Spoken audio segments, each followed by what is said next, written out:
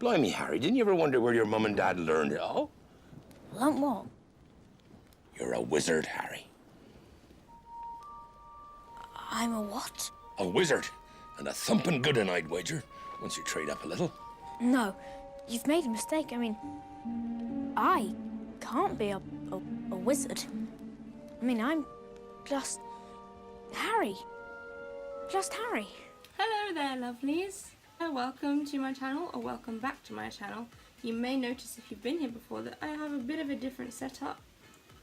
I've got my cozy Ravenclaw cushion, and I wanted to make this a bit of a conversational video because today is a very special day for Harry Potter fans. It is the birthday of Harry Potter himself and his creator J.K. Rowling, and in this video I kind of just wanted to talk about my story of how I came to discover and love the Harry Potter series, and I want to do it kind of comfortably so that we can have an actual conversation as though we're in a room together. Also, does anyone else drink their hot drinks with a spoon?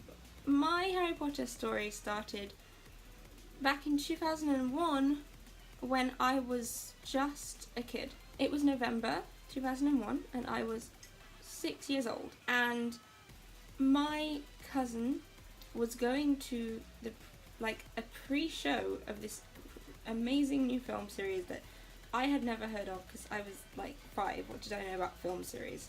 So I went to this showing of this film and I didn't know what it was going to be, and everyone was dressed up in like costumes, so I was like, wow, this is amazing, because 5 years old, 6 years old, that's like the best thing ever.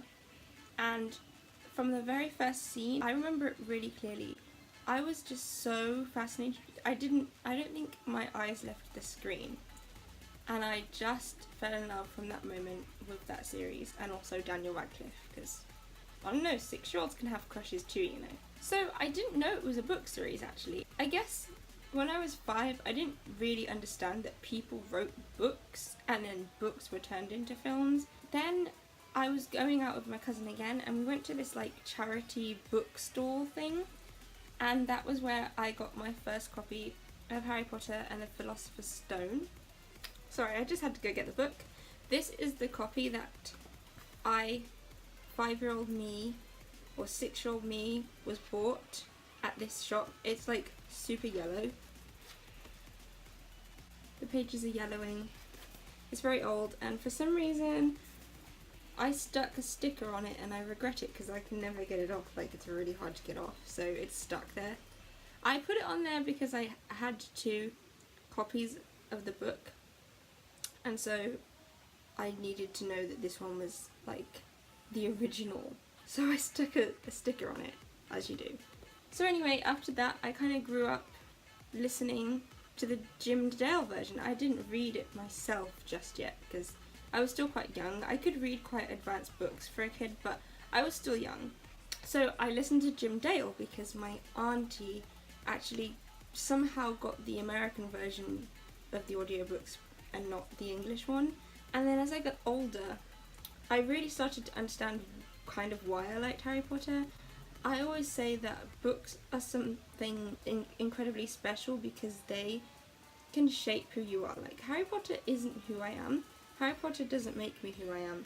But I think because you're always in Harry's shoes, it teaches children to understand other people, understand other perspectives, and then you go through your life thinking, what would Harry do in this situation? And so I just think that that's what Harry Potter did for me. It's really shaped the way I see the world, the way I interact with people. The internet was really small back then, like the internet was tiny. It was only 2002 or something. So around that time was when I discovered MuggleNet and other fan sites. The first one I found was actually a UK based website, and I don't know what it was called, something about the snitch.co.uk.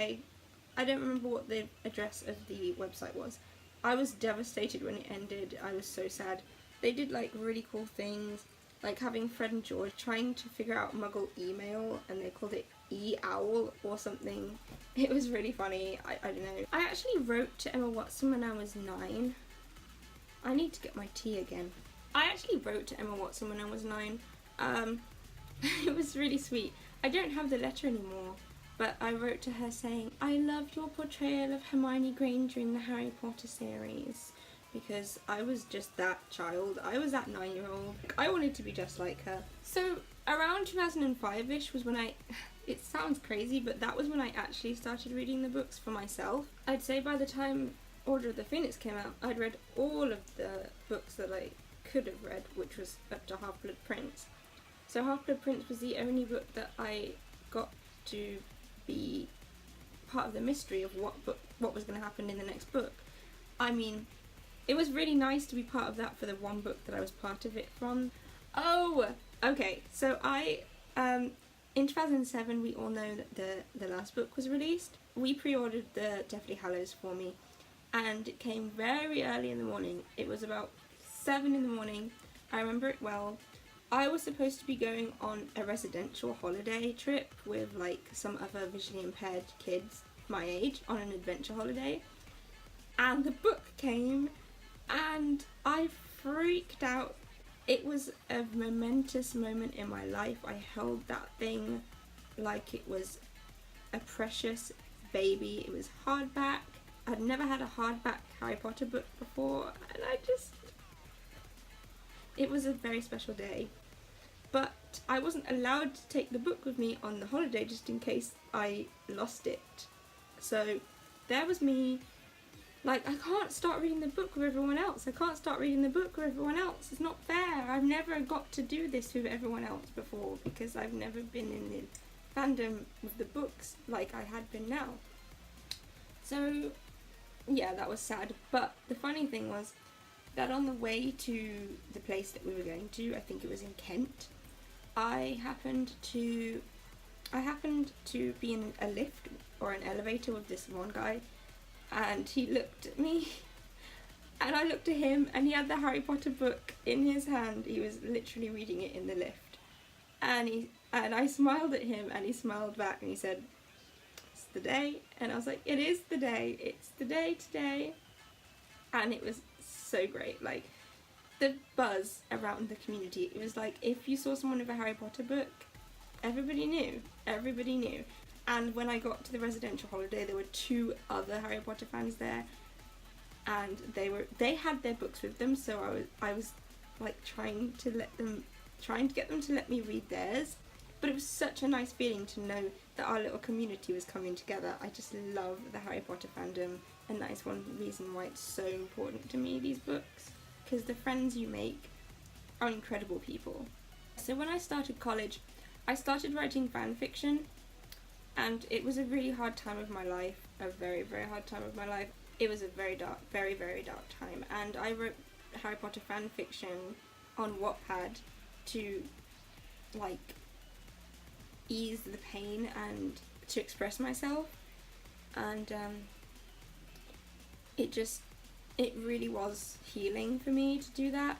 I wrote 2.5 books, and you can find them still, and I will link to the books in the description. I'll link to my old profile. A good 11 years of my life I've had these characters that I created, my original characters, in my heart, and I know their family trees, I know everything about them, so they are very precious to me. The end of the film series came. I went to both of the showings opening night. I've been to all the films opening night, every single one, and it was emotional. It was really emotional. Like, thinking about it now, I'm getting emotional, because Harry Potter just means so much to me, and I just have so many memories. Me, my mum, and my best friend, we all went together, and we had wands. I had Hermione's wand. My friend Beth, she had Harry's wand, and my mum, I gave her Voldemort's wand because I'm such a nice person. The atmosphere when you go to a Harry Potter opening night screening is just so good. The atmosphere is beautiful.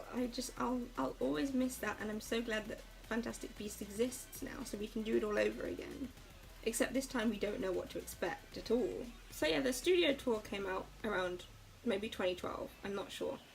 But I did go the first year. I wanted to get tickets for the opening and see Tom Felton there and everything, but that didn't happen. It was incredible. If I have pictures to show, I will show you whilst I'm talking, but the experience was incredible. I can't describe it. I cried a lot. I won't spoil all of it for you because if you go, I've spoiled it then. But there is some crazy stuff that happens. I've been 3 times now, and one of the times I got to go and open the Great Hall doors. That was one of the most special moments in my entire life. It was my birthday, so I got to open the doors for my birthday. It was like the scene in the first film when they first enter the Great Hall, and I just love it. I just love it. This is a really rambly video. I just realised that I don't know if any of this is making any sense or if this video is even going to be good, but I thought I'd put it out as a celebration of J.K. Rowling's work and the amazing impact she's had on me, and I'm sure a lot of other people. So like I said, J.K. Rowling's work has impacted me greatly. This video is probably a bit long and very rambly and very conversational, and so I apologise in advance. Please tell me if you did like this setup with the cozy cushion and stuff. And please, I would love to know how Harry Potter's impacted your life. Send him a happy birthday message in the comments below because he and J.K. Rowling deserve it. I will see you next time. If you liked this, don't forget to subscribe and give it a thumbs up. I love you guys a lot. Goodbye.